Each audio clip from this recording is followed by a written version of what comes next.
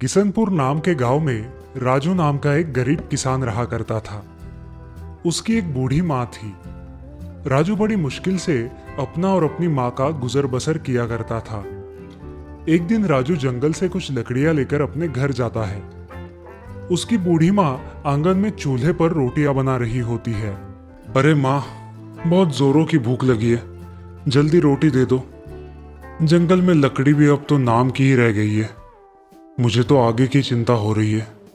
अगर आगे जंगल में लकड़ी नहीं मिली तो तुम रोटियां कैसे बनाओगी? अरे मेरे बच्चे, तू चिंता मत कर। ले, पहले तू रोटी खा ले। दिन भर इतनी मेहनत करता है। तू देखना मेरे बच्चे, कोई ना कोई रास्ता निकल आएगा। जिसके बाद राजू खाना खाने लगता है। अगली सुबह राजू फिर से गांव के जंगल में लकड़ियां लेने के लिए निकलता है। तभी उसे रास्ते में गांव का सेठ मदन लाल मिलता है। मदन लाल दिखने में हट्टा कट्टा आदमी था, जो अपनी धन की पोटली अपने साथ लेकर ही चलता था। मदन लाल की एक आदत थी, वो हमेशा छींकता रहता था। अरे भाई, मेरी ये सर्दी कभी सुधरती नहीं। अच्छे। और राजू, तुम इतनी सुबह सुबह कहाँ जा रहे हो? अरे सेठ जी, मैं तो बस जंगल में लकड़ियां ही लेने जा रहा था। अब आप तो जानते ही है, मुझ गरीब के घर तो चूल्हा ही जलता है। आपको भी कभी जरूरत पड़े तो बताइएगा।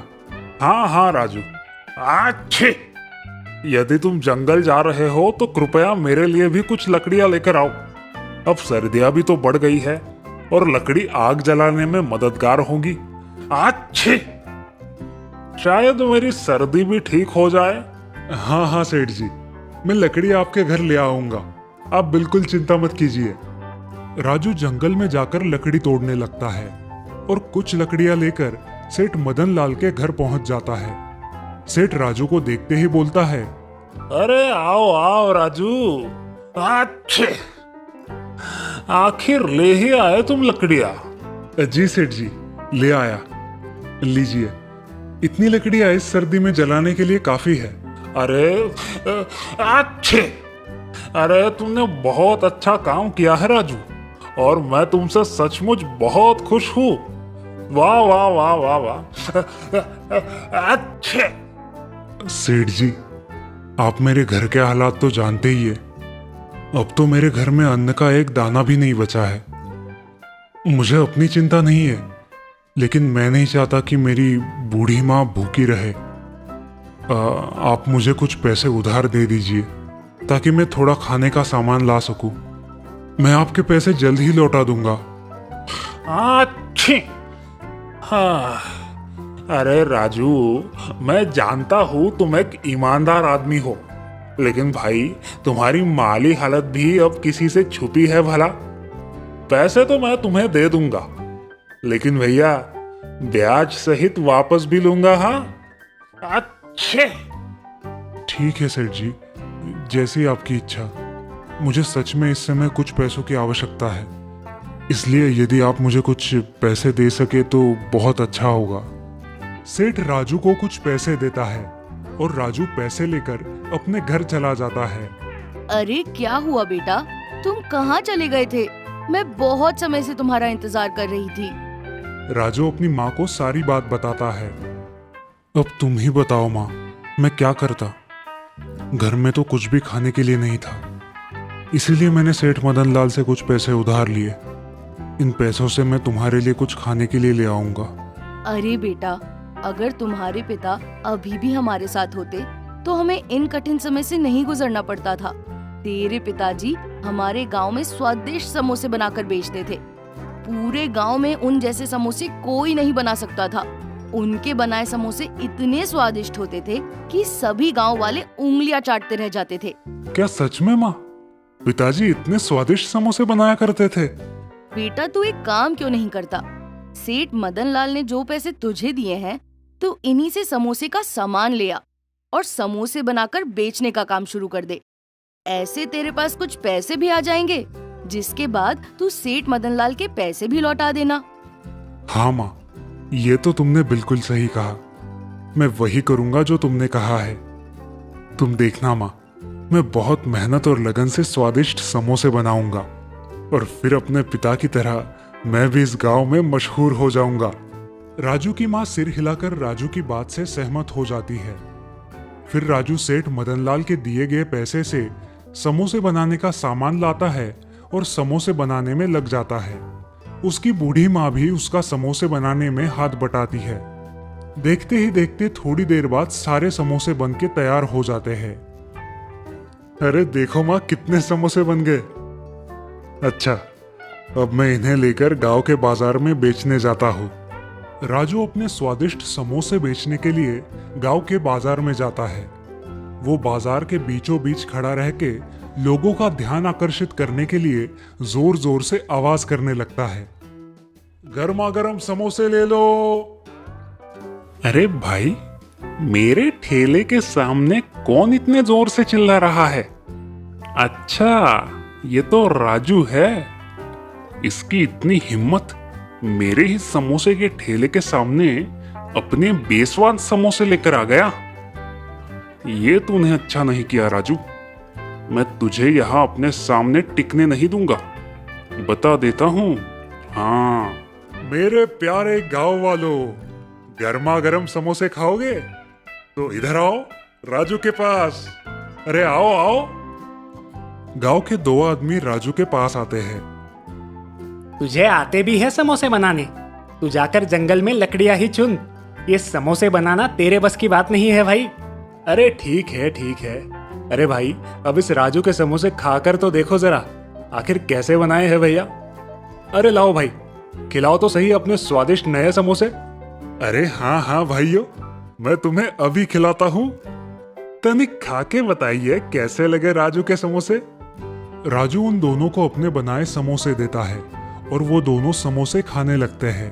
अरे अरे राजू, ये क्या गुड़ गोबर बना दिया है? कुछ डाला भी है समोसे में या नहीं? ना नमक लगता है ना मिर्ची। छी छी छी छी छी, सारा मुंह का स्वाद ही बिगाड़ दिया। अरे भाई, ऐसे बेस्वाद और खराब समोसे तो हमने कभी नहीं खाए भैया। अरे राजू, अगर तुम्हें समोसे बनाना नहीं आता तो फिर बनाने की कोशिश ही क्यों करते हो? अचानक सामने के ठेले से आवाज आती है, जो सामने समोसे बेचने वाले शामू की थी। अरे भाई, यहाँ आओ मेरे ठेले पर। अरे कहा आप भी इस राजू के बकवास समोसे खाने लगे? अरे भाइयों, यहाँ आओ, मैंने बहुत स्वादिष्ट और गर्मा गर्म समोसे बनाए हैं। आओ भाई आओ, गर्मा गर्म खाओ। तभी वो दोनों सामने वाले शामू के दुकान पर चले जाते हैं। राजू ये देखकर बहुत दुखी होता है और अपने घर आ जाता है। अरे आ गया तू बेटा, क्या हुआ? तेरे बनाए समोसे गांव वालों को पसंद आए या नहीं? माँ, गांव के लोग कह रहे हैं कि उन्हें मेरे बनाए समोसे पसंद नहीं है। सेठ जी ने मुझे जो पैसे उधार दिए थे, मैंने उनका उपयोग समोसे बनाने के लिए आवश्यक सभी चीजें खरीदने में कर दिया। लेकिन अब बाकी सामग्री कहाँ से लाऊं, जिससे समोसे और स्वादिष्ट हो जाए?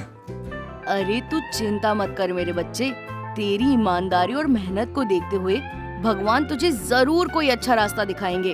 अगले दिन सेठ मदनलाल अपने कुछ मजबूत और अच्छे सहायकों के साथ राजू के घर जाते हैं। अरे ओ राजू, तुम हो कहाँ? बाहर आओ, मेरे पैसे लेकर बैठ गया है। उसी समय राजू और उसकी माँ अपने घर से बाहर आते हैं। मुझे क्षमा कर दीजिए सेठ जी, आपने मुझे जो पैसे उधार दिए थे, उन पैसों से मैंने समोसे बनाकर बेचने का काम शुरू किया।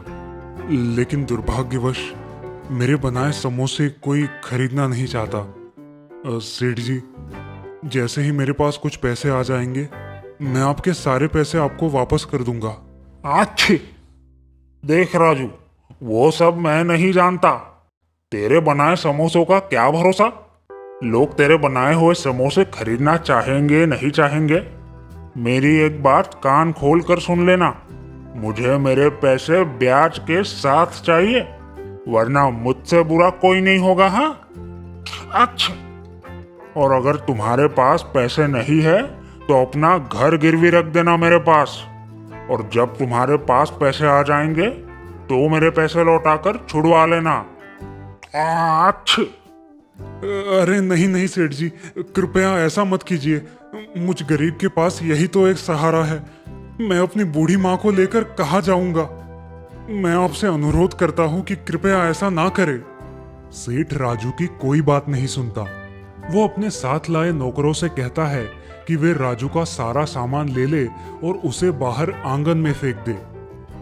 ये सब देखकर राजू और उसकी बूढ़ी माँ काफी दुखी हो जाते हैं और थोड़ी ही देर में सेठ मदनलाल अपने नौकरों के साथ वहां से चला जाता है। राजू और उसकी माँ बहुत उदास और निराश होकर अपने घर के आंगन में बैठे रो रहे थे।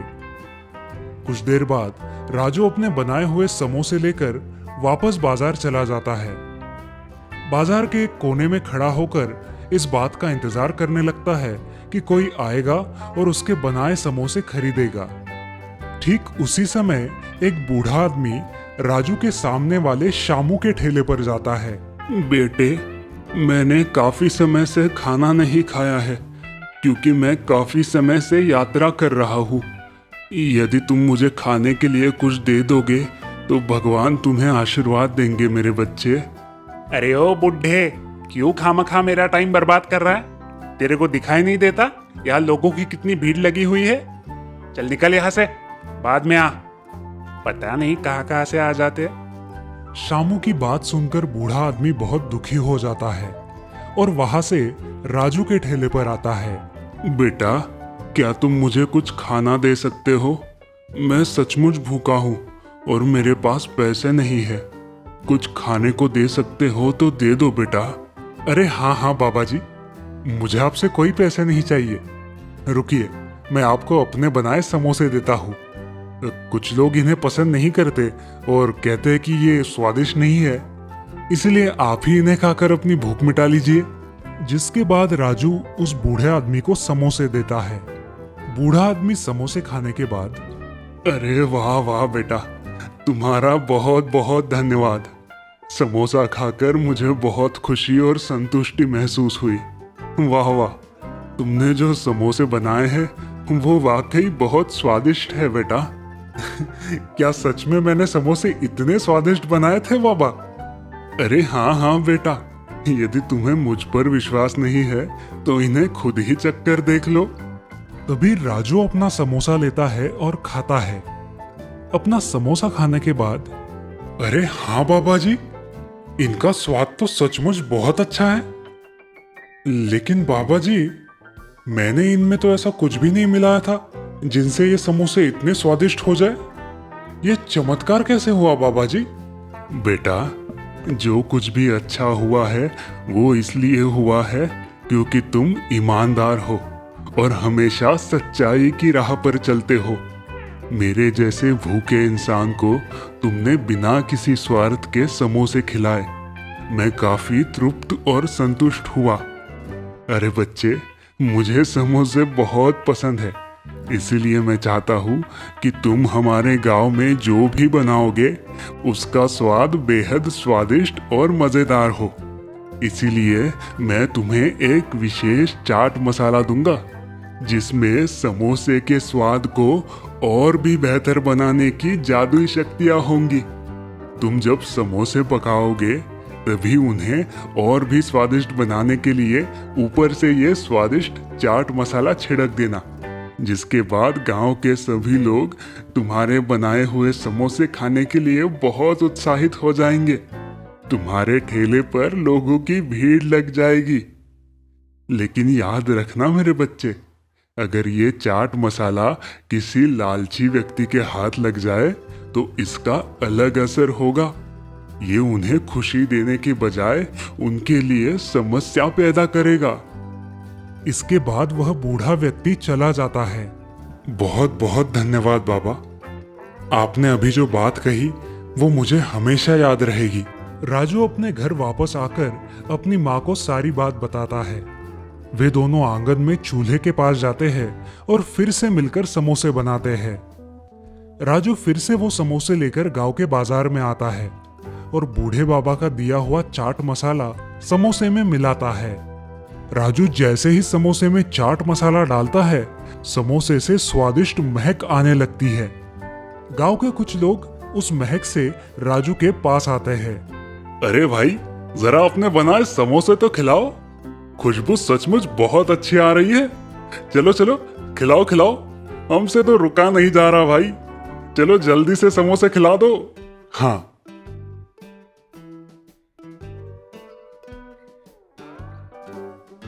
वाह भाई वाह, तुमने जो समोसा बनाया है वो बहुत स्वादिष्ट है, सचमुच। वाह वाह राजू भाई, ये समोसे तो हमारे अब तक के सबसे स्वादिष्ट समोसे हैं। अरे भाई, मुझे तुम्हारे बनाए समोसे बहुत पसंद आए। इनका स्वाद बहुत खास और दूसरों से काफी स्वादिष्ट है।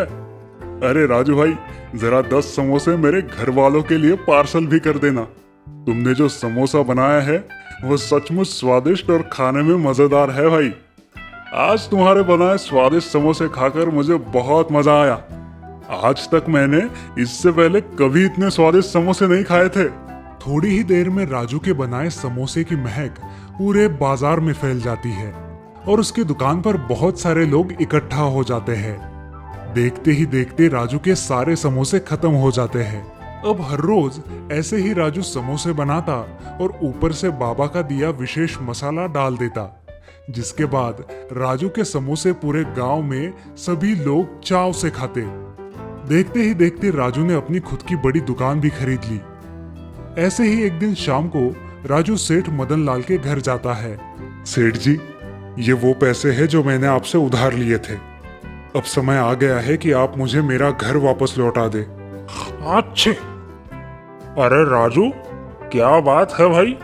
मैंने सुना है तुम आजकल बहुत पैसा कमा रहे हो। छोड़ो, इस बात से मुझे क्या करना है। मुझे तो बस मेरे पैसे वापस मिलने से मतलब है। लाओ लाओ, मेरे पैसे मुझे दे दो। हाँ, अच्छी। अरे भैया, ये सर्दी तो मेरे से दूर नहीं जा रही। राजू सेठ मदनलाल को उसके पैसे लौटा देता है और अपने घर निकल जाता है। अब राजू और उसकी माँ हंसी खुशी अपना जीवन बिता रहे थे। राजू अपनी दुकान में प्रतिदिन बहुत सारे समोसे बनाता था। वो उन्हें ज्यादा स्वादिष्ट बनाने के लिए बाबा द्वारा दिया गया विशेष चाट मसाला उन पर छिड़कता था। राजू की दुकान पर सारा दिन लोगों की भीड़ लगी रहती थी। ये सब देखकर शामू की जान जल रही थी। अब उसके बनाए समोसे कोई भी नहीं खाना चाहता था।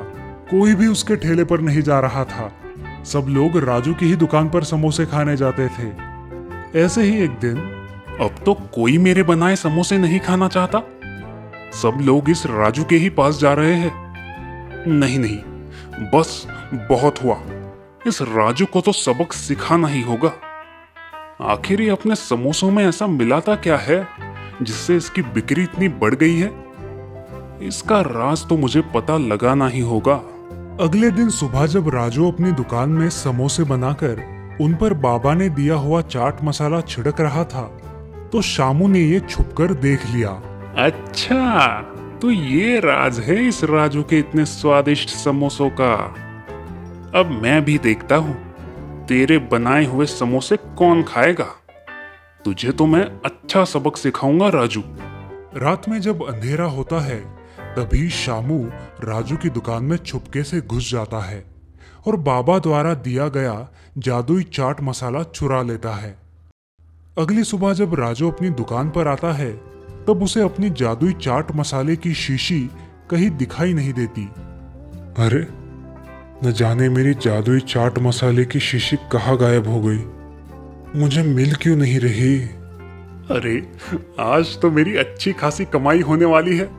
आज जो समोसे मैं बनाऊंगा उनमें राजू का ये जादुई चाट मसाला डालूंगा, जिससे ये समोसे और भी स्वादिष्ट हो जाएंगे।